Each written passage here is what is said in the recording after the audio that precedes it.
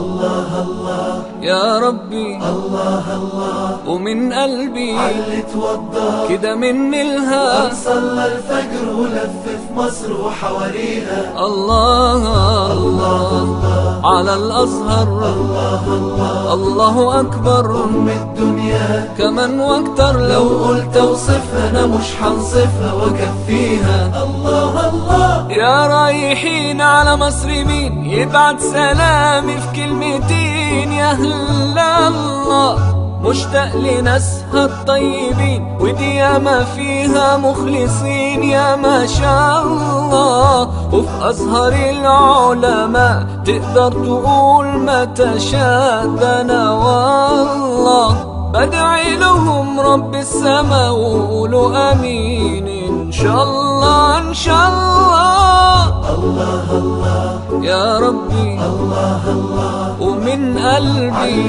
توضى كده من الها صلى الفجر ولف في مصر وحواليها الله الله الله على الأزهر الله الله الله أكبر أم الدنيا كمان واكتر لو قلت اوصفها انا مش هنصفها واكفيها الله الله مصر اللي زارها الخليل سيدنا إبراهيم ونهار وليل مشي فيها استجاب رب العباد لما دعاه موسى الكليم عاش فيها والسيدة العذراء اجتازت الصحراء خطويها واللي كبر على أرضها يوسف نبي وصديق وحماها الله الله يا ربي الله الله ومن قلبي علي توضى كده من الها صلى الفجر ولف في مصر وحواليها الله الله على الأزهر الله الله الله أكبر أم الدنيا كمان واكتر لو قلت اوصفها انا مش هنصفها واكفيها الله الله وقالوا لي عنها كلام خلاني اقول يا سلام ده انا ياللي لفت سنين وسنين في بلاد كتير تانيين